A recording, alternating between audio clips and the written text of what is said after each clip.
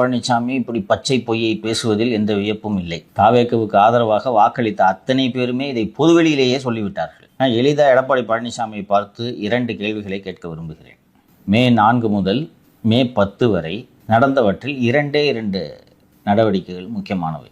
விரைவில் நல்ல செய்தி வரும்னு எடப்பாடி பழனிசாமி சொன்னது ஊடகங்கள் எல்லாம் வந்துச்சா? என்ன நல்ல செய்தி? கடைசி வரைக்கும் சொல்லலையே. அதிமுக எம்எல்ஏக்களை பார்த்து விரைவில் நல்ல செய்தி வரும் என்றால் வேறு என்ன நல்ல செய்தி இருக்க முடியும்? கூட்டணி மட்டும் தான் ஒரே ஒரு வேற என்ன? நீங்க எல்லாம் மந்திரி ஆவீங்க, நான் சிஎம் ஆக போறேன், இது மட்டும் தானே நல்ல செய்தி? சிபிஎம் செயலர் சண்முகம் சொல்லி இருக்கிறார். சிவி சண்முகம் கூட போய் சொல்றாரு, காண்டில் சொல்றாருன்னு வச்சுக்கலாம். சண்முகம் எதுக்கு போய் சொல்லணும்? காதர் மொய்தீன் எதுக்கு போய் சொல்ல வேண்டும்?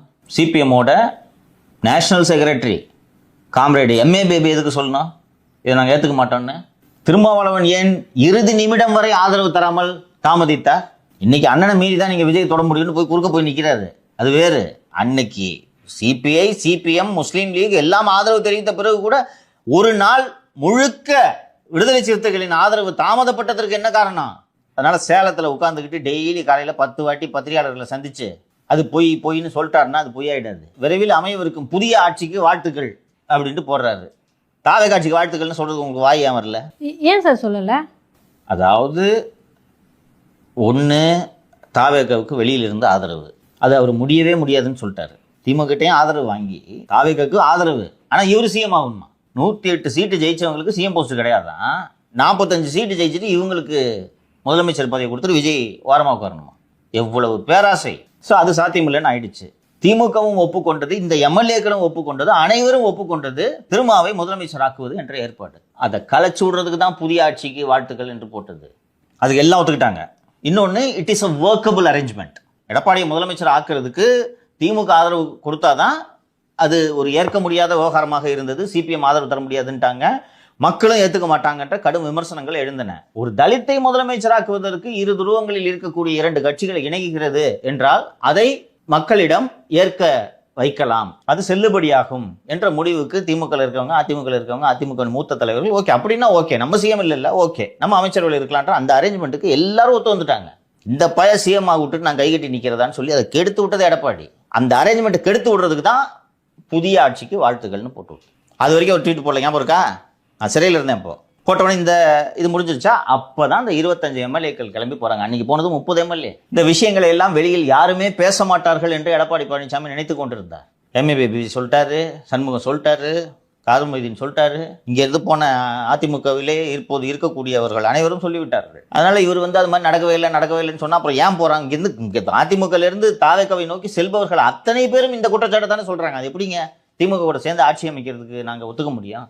அதிமுக தொண்டை எப்படி ஏற்றுப்பான்னு சொல்றாங்கல்ல, அவ்வளோ பேரும் போய் சொல்றாங்க. எடப்பாடி பழனிசாமி மட்டும் உண்மை பேசுறாரா? இந்த பழியிலிருந்து ஒரு நாளும் எடப்பாடி பழனிசாமி தப்பவே முடியாது. நீங்க அவர் இல்லை, இது உண்மை இல்லை, பொய்ன்னு திருப்பி சொல்லிட்டு இருந்தாருன்னா அப்படியே இது நின்றாது.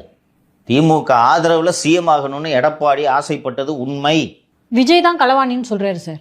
அந்த விமர்சனத்தை அவருக்கு வைப்பதற்கு எல்லா உரிமைகளும் இருக்கிறது. விஜய் அவர்கள் கரூர் மேடையில் பேசும்போது கூட்டு களவாணிகள்னு என்று 2 பேரையும் சொன்னாரு. இவரு நாங்க கூட்டு களவாணி இல்லை, நீ தான் எம்எல்ஏ களவாணி, எம்எல்ஏ திருடுறாங்க என்று சொல்கிறாருன்னு திரு டிடிவி தினகரன் அவர்கள் வேறு ஆடு திருடன் மாடு திருடன் போல இவர்கள் எம்எல்ஏ திருடன் என்று சொல்கிறார். அரசியல் ரீதியாக அந்த விமர்சனங்களை வைப்பதற்கு அவர்களுக்கு எல்லா உரிமைகளும் இருக்கிறது. அதற்கு பதில் சொல்ல வேண்டிய நிலைமையில்தான் தாவேக இருக்கிறது. ஏன்னா உண்மையிலேயே எம்எல்ஏ திருடுறாங்க, இன்னும் கொஞ்சம் திருடுவாங்க. கோர்ட்டு பை எலெக்ஷன் நிப்பாட்டதுனால திருடி புரோஜனம் இல்லட்டு அமைதியாக இருக்காங்க. இல்லை என்றால் இன்னும் எம்எல்ஏ திருட்டு தொடர்ந்து கொண்டு இருக்கும். நீங்க என்ன சார், தாவேகா எம்எல்ஏ திருடினா மட்டும் சாஃப்டா அணுகுறீங்க, மற்றவங்க குதிரை பேரம் நடத்தினா மட்டும் தப்பு அப்படின்னு சொல்றீங்க? நல்ல கேள்வி மாலதி. இது தாவேகா மீது வைக்கக்கூடிய குற்றச்சாட்டு குதிரை பேரம் நடத்துகிறார்கள் என்பது. தாவேகாவில் இதுவரை இணைந்த எம்எல்ஏக்கள் அல்லது முன்னாள் எம்எல்ஏக்கள் யாரும் எனக்கு 50 கோடி கொடுத்து கூட்டின்னு போனாங்க, 60 கோடி கொடுத்து கூட்டிட்டு போனாங்க என்ற விமர்சனத்தை யாரும் வைக்கவில்லை. இங்கே வந்தீங்கன்னா உங்களை மந்திரியாக்குறோம், வாரிய தலைவர் கொடுக்குறோம் என்று பேசியிருப்பார்கள் தாவேக்காவிலிருந்து.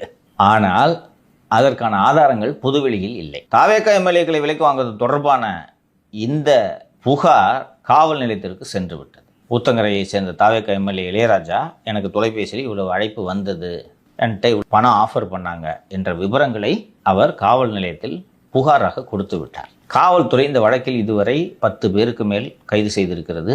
ஒரு 60 லட்சம் ரூபாய் இது இந்த வழக்கு தொடர்பாக பறிமுதல் செய்யப்பட்டிருக்கு. மேலும் தாவேகாவுக்கு சென்று சேரக்கூடிய அதிமுக எம்எல்ஏக்கள் விருப்பத்தோடு சென்று சேருகிறார்கள். அவங்களுக்கு எம்எல்ஏ சீட்டு கொடுப்பாங்களான்றது கன்ஃபார்ம் இல்லை. ஆனால் அவர்கள் மனதில் நாம் அங்கு சென்றால் அமைச்சராகி விடலாம் என்ற கனவு இருக்குது. இவர் குட்கா ஊர் பூரா சொல்லிருக்காரு, அடுத்து நான் மந்திரி, குட்கா வைக்க போகிறேன், அடுத்து நான் தான் மினிஸ்டரு என்று சொல்லி கொண்டிருக்கிற. முதல்ல எம்எல்ஏ ஆவியா? ஸோ இவர்களுக்கு அந்த எண்ணம் இருக்கலாம். ஆனால் அந்த ஆஃபரில் தான் இவர்கள் ராஜினாமா செய்ய வைக்கப்பட்டார்கள் அப்படின்றதுக்கான எவிடன்ஸ் பொது வெளியில் இல்லை. வைகோ அவர்களும் எம்ஆர் விஜயபாஸ்கர் அவர்களும் தான் வெளியில் சொன்னாங்க. இது பணம் கொடுத்து விலைக்கு வாங்க நடந்த முயற்சி என்பதால் எழுத்துப்பூர்வமான புகாராக இங்கே பதிவு செய்யப்பட்டிருக்கிறது. அமலாக்கத்துறையும் இப்போது அந்த விசாரணையில் இறங்கி இருக்கிறது. இதில் நம்ம கவனிக்க வேண்டிய விஷயம், இந்த வழக்கில் திரு செந்தில் பாலாஜி மற்றும் திரு அசோக் ஆகியோருக்கு முன்ஜாமீன் கொடுத்த சென்னை உயர்நீதிமன்றம், நீங்கள் போய் திருவல்லிக்கேணி காவல் நிலையத்தில் காலையும் மாலையும் ஆஜராகுங்கள், அப்படி ஆஜராகி விசாரணைக்கு ஒத்துழைப்பு கொடுங்கள், அந்த மாதிரி ஆர்டரில் கீழே கண்டிஷன் இருக்கும். இதை ஃபாலோ பண்ணலன்னா பெயில் வில் பி கேன்சல்டு அப்படின்ட்டு ஒரு கண்டிஷன் இருக்கும். கிட்டத்தட்ட 6-7 நாள் ஆகுது. இது வரைக்கும் அசோக்கும் போல செந்தில் பாலாஜியும் போல. பதிலுக்கு செந்தில் பாலாஜி அந்த திருவல்லிக்கேணி ஆய்வாளருக்கு கடிதம் எழுதுகிறார். என் பேர் எஃப்ஐஆரில் இல்லை, அதனால் நான் வரமாட்டேன், அது மீறி வந்தேன்னா நான் கைது பண்ண மாட்டேன்னு எனக்கு கேரண்டி கொடுங்க, வேற வழக்குகளில் கைது பண்ண மாட்டேன்னு கேரண்டி கொடுங்க என்று கடிதம் எழுதியிருக்கிறார். யார் இவருக்கு லீகல் அட்வைசர்னு எனக்கு உள்ளபடியே புரியவில்லை. ஃபஸ்ட்டு இந்த மாதிரி கேரண்டியை எந்த காவல் அதிகாரியும் கொடுக்க முடியாது. இன்னொன்று, காவல் நிலையத்தில் ஆஜராகாததன் மூலம் நேரடியாக உயர்நீதிமன்ற உத்தரவை செந்தில் பாலாஜி மீறுகிறார். இப்போது சென்னை மாநகர காவல்துறை உயர்நீதிமன்றத்தை அணுகி நீங்கள் இந்த மாதிரி உத்தரவு போட்டீங்க, அவர் பாருங்கள் ஆஜராகவே இல்லை என்று அந்த ஜாமீனை ரத்து செய்வதற்கு கோருவதற்கும் வாய்ப்பு இருக்கிறது. ஸோ ஏன் இது போன்ற ஒரு முடிவை எடுக்கிறார்கள் என்பது எனக்கு உள்ளபடியே புரியவில்லை. அடுத்தடுத்து இந்த வழக்கில் என்ன நடக்கிறது என்பதை பார்ப்போம். சார், அப்புறம் முன்னாள் முதல்வர் 18ஆம் தேதி ஃபாரின்லேருந்து வந்த உடனே திமுகவை மாற்றி அமைக்க போகிறோம் அப்படின்ட்டு ஒரு நியூஸ் ஒன்று ஸ்ப்ரெட் ஆகிட்டு இருக்கு. அது திமுகவின் தோல்விக்கான காரணங்களை ஆராய அமைத்த குழு கட்சியில் இளரத்தத்தை பாய்ச்ச வேண்டும், கட்சியில் இளைஞர்களின் செல்வாக்கு உயர வேண்டும், இளைஞர்களுக்கு கூடுதல் பொறுப்பு கொடுக்க வேண்டும் அப்படின்ட்டு இந்த ஆய்வுக்குழு அறிக்கையை கொடுத்திருப்பதாக தகவல்கள் வந்திருக்கின்றன. அந்த ஆய்வுக்குழு இப்படி ஒரு அறிக்கையை கொடுத்ததற்கான காரணம், இவரே குளத்தூரில் தோத்துட்டாரு, இவர் பின்னாடி போனோன்னா நம்மளும் விளங்க மாட்டோம், அதனால இனி ஃப்யூச்சர் உதய் தான், உதய் பின்னாடி போய்டுவோன்றதுக்காக தான் அந்த இளைஞர்களுக்கு முன்னுரிமை கொடுக்க வேண்டும் பரிந்துரை கொடுத்துருக்காங்க. டேடியும் செமி ரிட்டையர்மெண்ட் மூடுக்கு போயிட்டாரு. ஸோ பையன்கிட்ட பேர குழந்தையோட டிகிரி ஃபங்க்ஷனுக்கு இங்கேருந்து வேலை வெட்டியெல்லாம் விட்டுட்டு போகிறாருன்னா இவர் எப்படிப்பட்ட குடும்பத் தலைவர்ன்றதை புரிஞ்சுக்குங்க. அதனால் இவரே உதயநிதிக்கிட்ட பெரும்பாலான பொறுப்புகளை ஒப்படைக்கும் மனநிலையில் தான் இருக்கிறார் என்று தகவல்கள் கூறுகின்றன. ஸோ இந்த பெருசுங்களை பூரா ஓரங்கட்டிட்டு இளைஞர்களுக்கு முன்னுரிமை கொடுக்கப்பட இருக்கிறது. ஃபஸ்ட்டு 90 வயதுகளில் நடமாடி கொண்டிருக்கும் இந்த துரைமுருகனை மாற்ற வேண்டும். ஒரு கட்சிக்கு வைப்ரண்ட்டாக அந்த சின்ன பசங்க தாவேகளை துடியாக வேலை செஞ்சிட்ருக்காங்க. 90 வயசில் இருக்க துரைமுருகனை வச்சு பொதுச் செயலாளர் வச்சுக்கிட்டாங்கன்னா இந்த கட்சி விளங்குமா? அதனால் இந்த மாற்றங்கள்லாம் விரைவில் உருவாக இருக்கின்றன. பொதுச் செயலாளர், பொருளாளர் இந்த பதவிகளும் மாற்றப்பட இருக்கின்றன. இன்னைக்கு ஜூனியருடனில் வந்திருக்கக்கூடிய கவர் ஸ்டோரி ஒரு முக்கியமான ஸ்டோரி. அத்தைக்கு டிக், மச்சானுக்கு செக், உதயநிதி புது அஸ்திரம். இதான் அந்த கவர் ஸ்டோரி. அதில் என்ன வந்திருக்குன்னா, கட்சியில் ஒரு மிகப்பெரிய அதிகார மையமாக சபரீசன் உருவெடுத்திருக்கிறார். ஸோ சபரீசனை சென்று கட்சிக்காரர்கள் பார்க்கும் வழக்கம் அதிகமாகி கொண்டிருக்கிறது. அந்த மாதிரி ஒரு வீடியோலாம் ஷேர் ஆகிட்டு இருக்கு சார். போய் பார்த்துட்டு மாப்பிள்ளை சாருன்னு தான் சொல்லுவாங்க, மாப்பிள்ளைன்னு கூட சொல்ல மாட்டாங்க. மாப்பிள்ளைன்னு சொன்னால் மரியாதை குறைவான், மாப்பிள்ளை சார் அப்படி தான் சொல்லுவாங்க. அவர் ஒரு தனி லாபியை உருவாக்கிட்டு இருக்காரு. அவருக்கு மாநிலங்களவை உறுப்பினராகும் ஆசை நீண்ட நாளாக அவருக்கு இருந்து வருகிறது. அது மட்டும் இல்லாமல் எப்படியும் அவர் மட்டும் ஒரு 1 லட்சம் கோடி வச்சுருப்பார். அந்த பணத்தை வச்சுக்கிட்டு கட்சியை கபலீகரம் செய்து விடுவார் என்ற அச்சம் உதயநிதிக்கு இருக்கிறது. ஸோ சபரீசனை எதிர்கொள்வதற்கு இது மட்டும் இல்லாமல் முன்னாடி கட்சி கூட சிபிஐ, சிபிஎம், விடுதலை சிறுத்தைகள் இது போன்ற கட்சிகள் எல்லாம் இருந்ததனால் ஆலோசனை சொல்வதற்கும் ஒரு முக்கிய முடிவுகளை எடுப்பதற்கும் அவர்கள் உதவியாக இருந்தார்கள். இன்னைக்கு இது போன்ற ஆலோசனைகளை சொல்வதற்கு கட்சியில் ஆட்கள் இல்லை. உதாரணத்திற்கு சட்டப்பேரவையில் நீங்கள் பார்ட்டி ஃபண்டு கலெக்ட் பண்ணுறீங்க என்று சொல்லும்போது அவர் பேசி முடிக்கிட்டோம், நம்ம இருந்து பதில் சொல்லுவோம் என்ற ஆலோசனையை உதயநிதிக்கு வழங்கியிருக்க வேண்டும். மாறாக தம்பி எந்திரி தம்பி, இதுக்கு மேலாம் நம்ம இடத்துல இருக்கக்கூடாது, அவரே நின்றுட்டு தான் சார் இருக்காரு, பக்கத்தில் இருக்கவங்க கூட்டு போகிறாங்க, வாங்க வாங்க வாங்க என்று அழைத்து கொண்டு வெளியே சென்று விட்டார்கள்.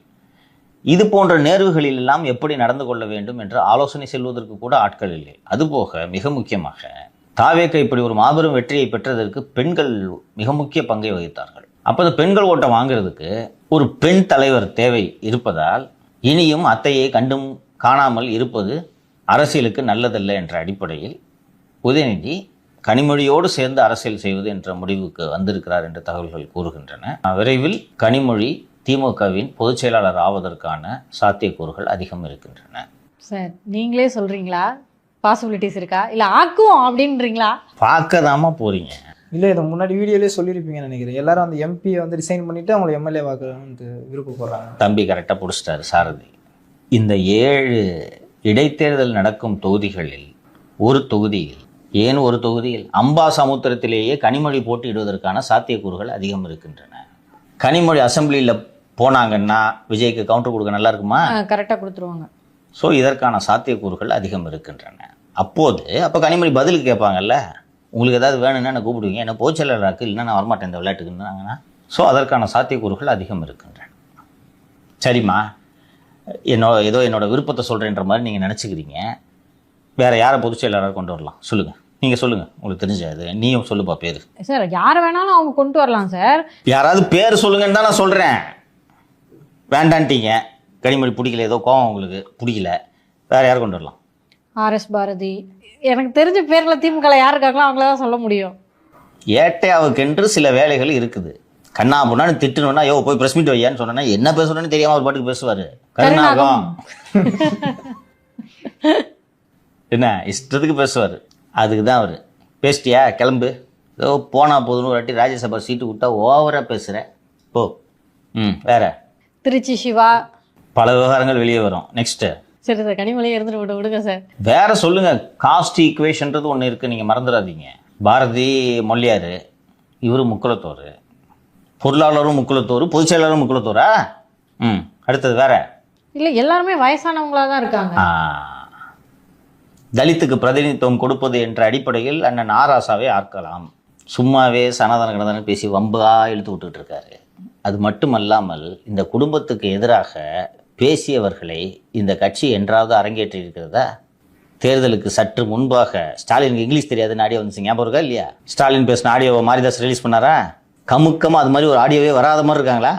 அப்போ குடும்பத்தை பற்றி, அதுவும் கட்சி தலைவருக்கு இங்கிலீஷ் தெரியாது, அறிவில்லை என்ற உண்மையை சொன்ன நபரை எப்படி பொதுச் செயலாளர் ஆக்குவார்கள்? ஏற்கனவே நமக்கு பிடிஆர் கதை தெரியும் அல்லவா?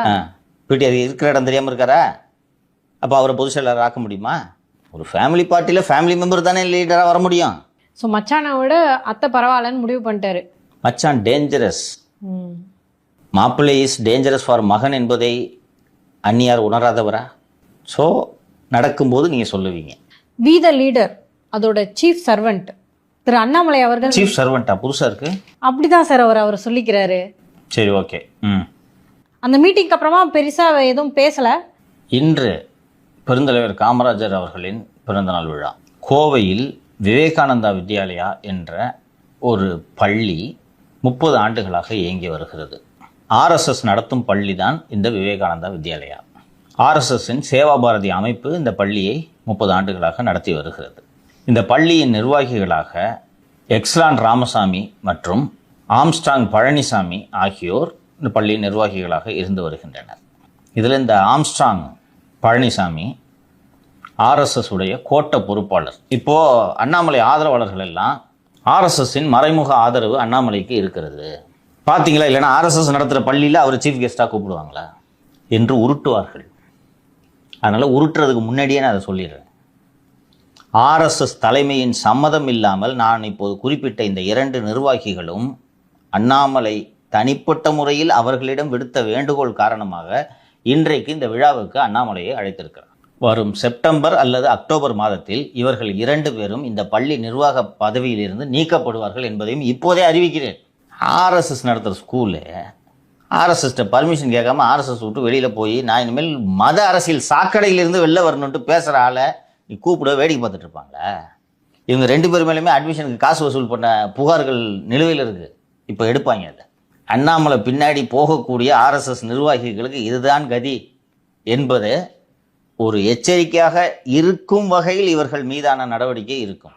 ஸோ ஆர்எஸ்எஸ்ஸோ பிஜேபியோ அண்ணாமலையோட வி த லீடர்ஸ் மூவ்மெண்ட்டுக்கு எந்த விதமான ஆதரவு இதுவரை தெரிவிக்கவில்லை, இனியும் தெரிவிக்க போவதில்லை.